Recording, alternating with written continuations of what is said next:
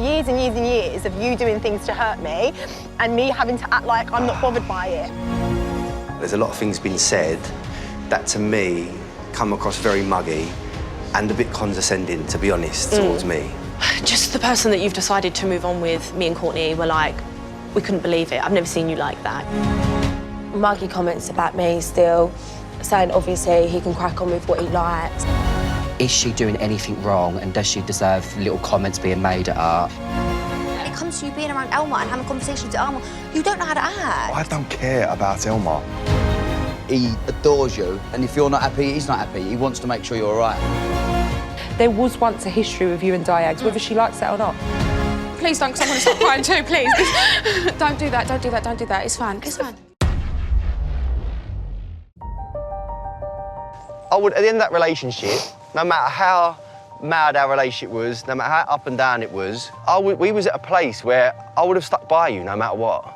No matter what you could say about the early days, we got to a stage where we lived together, we had the dog, and I knew the very worst of you. I saw the very worst of you, and I sat there and I thought, after everything we've been through, I'm going to stick at it, and I would have. That was it. Like, I would have done that. I think it's just like my coping mechanism. It's just how that's just how I'm wired to be now. I can't change it and I can't help it. I just don't think in the long run it's going to do you. It's going to do you more harm than good. That's the thing. Like, if Ella was to talk about you, I'd be I would like, have that conversation don't with her. say that to Chloe because Fair. we're friends with you. Yeah. You know what I mean?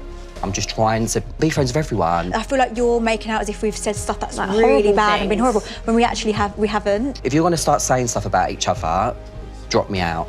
And I think it's just crystal clear like that. Listen, I'm sorry if I made we you feel get it. uncomfortable. It's not about Ella, it's about Dan, and it's about my relationship with Dan and how I feel about So I Dan. think, why and don't you this just talk to Dan then tonight, clear that out, because you don't want this going on and going on and going on. And I definitely do not want this ag at my 30th coming up. It's all good.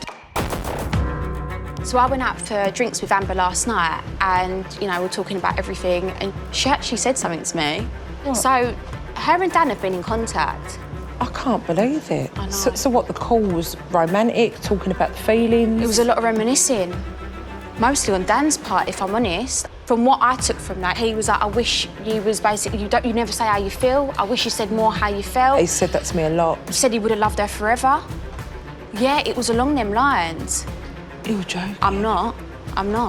But what shocks me in all of this is that he's not being honest again. He's doing the typical Dan But thing. I don't think Dan's ever going to change. Do you think she'd take him back?